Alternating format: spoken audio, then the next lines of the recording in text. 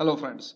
Functions are fundamental concept in Python programming and many other programming languages. So functions का इस्तेमाल जो है code को मेंटेन करने के लिए and उसको ऑर्गेनाइज करने के लिए एंड रीयूज करने के लिए हम इसका इस्तेमाल करते हैं and to perform specific task. कोई कार्य है उसको करवाना है और वो बार बार आपको वो कोड लिखने का जरूरत नहीं है, उस कोड को आप एक फंक्शन के अंदर डाल देंगे और फिर उस फंक्शन को हम बार बार रन कर सकते हैं। अब इसको प्रैक्टिकली हम करते हैं, फिर मैं आपको एक एक चीज समझाता हूँ कि कैसे इसका प्रयोग है और क्या इसके फायदे हैं। सो फॉर एग्जाम्पल हमारे को प्लेयर का किसी क्रिकेट मैच में किसी भी क्रिकेट प्लेयर का हमने बैटिंग एवरेज अगर निकालना है तो हर बार हमें कोड नहीं लिखना पड़ेगा और हम चाहते हैं कि जो बैटिंग एवरेज है वो मैं कैलकुलेट कर पाऊं ऑटोमेटिकली, और एक फंक्शन उसके लिए बना देंगे ताकि जब भी कोई पर्सन उस सॉफ्टवेयर में या उस कोड में किसी प्लेयर का जो डाटा है वो इंसर्ट करेगा वो ऑटोमेटिक उस प्लेयर की एवरेज बता देगा, बैटिंग एवरेज आ जाएगी। तो हम कैसे इसको प्रैक्टिकली कर सकते हैं? तो सबसे पहले जैसा कि यहाँ सिंटैक्स आप देख रहे हैं, ये फंक्शन का सिंटैक्स है, इस तरह से हम इसका इस्तेमाल कर सकते हैं। डिफाइन का मतलब होता है फंक्शन को डिफाइन करना, फंक्शन को हम यहाँ डिफाइन कर रहे हैं एंड पाइथन में हम इसमें शॉर्टकट जो है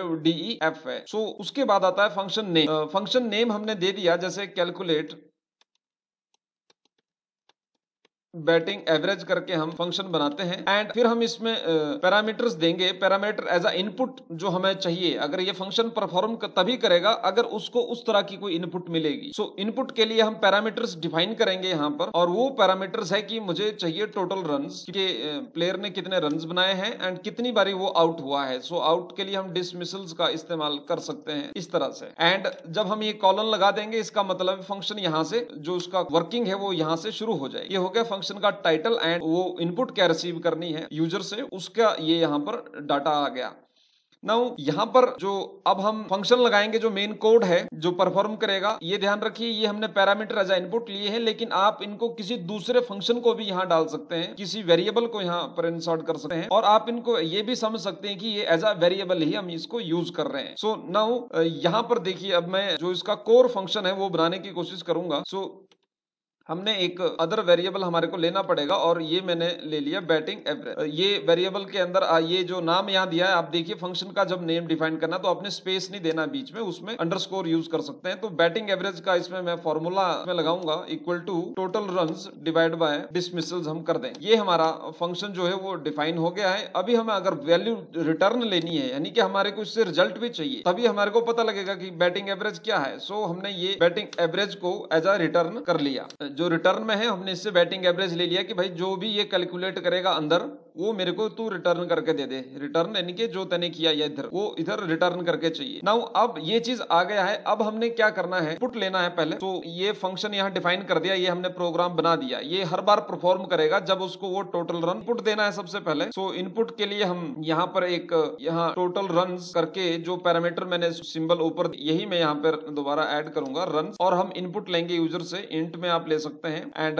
इनपुट टोटल रन्स ले लिए, एंटर प्लेयर रन। ये कोई भी प्लेयर हो सकता है, आप इसको प्लेयर रन्स तरह से हम ले लेते हैं और डिसमिसल्स के लिए भी हम इसको इनपुट करेंगे and enter total dismiss. Okay, और ये स्पेस देके मैंने इसमें ताकि वहां एंट्री आ सके। तो ये इनपुट के लिए आएगा रिजल्ट के लिए। एंड उसके बाद अब हमने क्या करना है, अगर हमने प्रिंट करना है, अभी हम इसको रन करते हैं कोड को।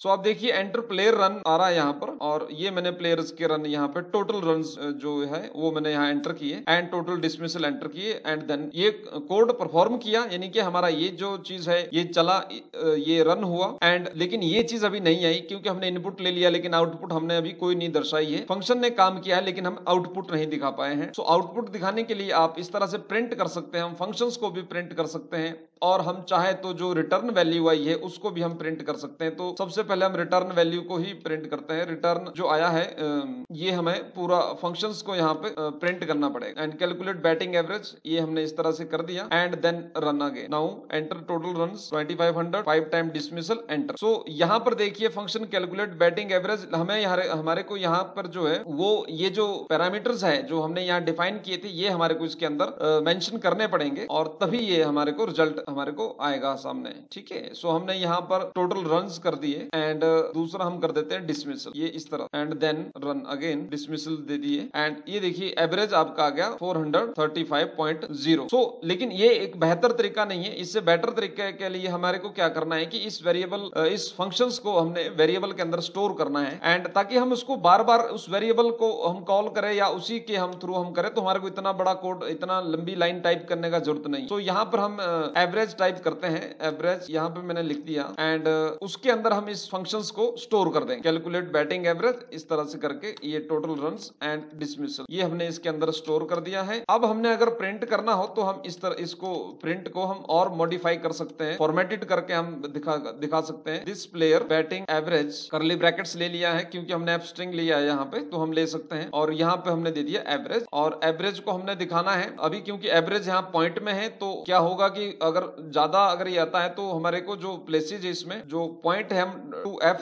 तक हम ले सकते हैं, जो .2 यानी कि 2 डेसिमल प्लेसेस तक हमने लेना है क्योंकि ये वैल्यू फ्लोट में आएगी और क्योंकि ये पॉइंट्स में आएगी, क्योंकि ताकि जो रिमाइंडर है इनका जो अगर उसमें वैल्यू शेष बचेगी जब ये डिवाइड करेगा तो ये फिर उसमें पॉइंट्स में दिखा सकता है, यानी कि डेसिमल प्लेसेस के बाद दिखा सकता है। तो ये 2 फ्लोटिंग पॉइंट्स के लिए यहाँ पर हमने F for floating point, float जो डाटा टाइप होता है आपने देखा होगा प्रीवियस ट्यूटोरियल्स में हमारे, एंड 2 यानी कि 2 प्लेसेस तक ही वो डेसिमल प्लेसेस के बाद आया, तो हम ये यूज करेंगे। एंड लेट्स सी कि ये रन करता है। इसको इधर मैं एक चीज कर लेता हूँ, enter total, enter player total run. यहाँ पे आप कोई प्लेयर, पर्टिकुलर प्लेयर लेना है तो वो भी आप ले सकते हैं, और किसी भी प्लेयर का आप एंटर डाटा आउटपुट लेना है तो हम ले सकते हैं। अभी मैं इसको आपको एक्सप्लेन करूंगा, पहले इस कोड को हम रन करते हैं one time again. Total runs मैंने लिख दिया यहाँ पे 3000, और मैंने यहाँ आउट लिख दिया इसका 50 times, 25 time dismissals and enter. तो हमारे पास यहाँ एरर आया है, कोई प्रॉब्लम नहीं है, हम इसको चेक करते हैं। Attribute error, int object is not attribution dismissals,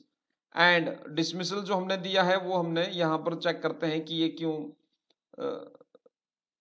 हमारे को एरर दे रहा है। लेट्स सी, यहाँ पर प्रॉब्लम है, ये कोमा यहाँ पे होना था। देखो ये चीज कोडिंग में वेरी इंपॉर्टेंट है कि आपको छोटी छोटी चीजों पे काफी दिमाग खर्च करना पड़ता है। कई बार अगर आपका सिंटेक्स जो है वो रॉन्ग हो जाता है क्योंकि ये रहता है। अब दोबारा हम इसको रन करते हैं 5000 और यहाँ मैंने 23 दिया, तो आप देखिए this player batting average is 217.39। अब आपने क्या देखा फंक्शंस, नॉर्मली ये हमने सबसे पहले फंक्शन को डिफाइन किया, फंक्शंस को डिफाइन किया, यहाँ पर कैलकुलेट बैटिंग एवरेज ये हमने नाम दिया, और फिर एज आर्गुमेंट के लिए यानी कि पैरामीटर जो हमने सेट किए कि किस पैरामीटर पे परफॉर्म करना है, हमने इनपुट दिए, हमने इनपुट रिसीव करने के लिए हमने 2 वेरिएबल यहाँ पर ले लिए। ओके, एंड फंक्शन के अंदर कि फंक्शन तब काम करेगा जब उसको टोटल रन मिलेंगे, यानी कि जब हम यहाँ इनपुट देंगे तभी ये फंक्शन काम करेगा।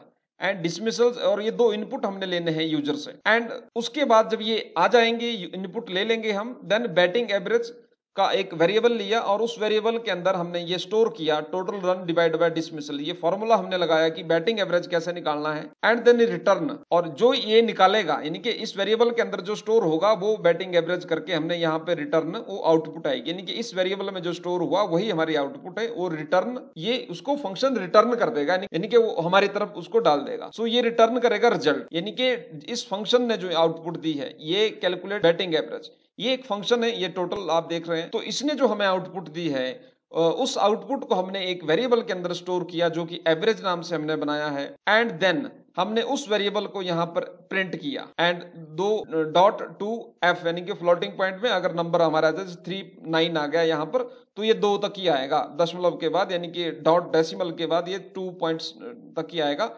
और क्योंकि दशमलव वाली जो वैल्यू होती है फ्लोट डाटा टाइप होता है। So this is the one way friends to use functions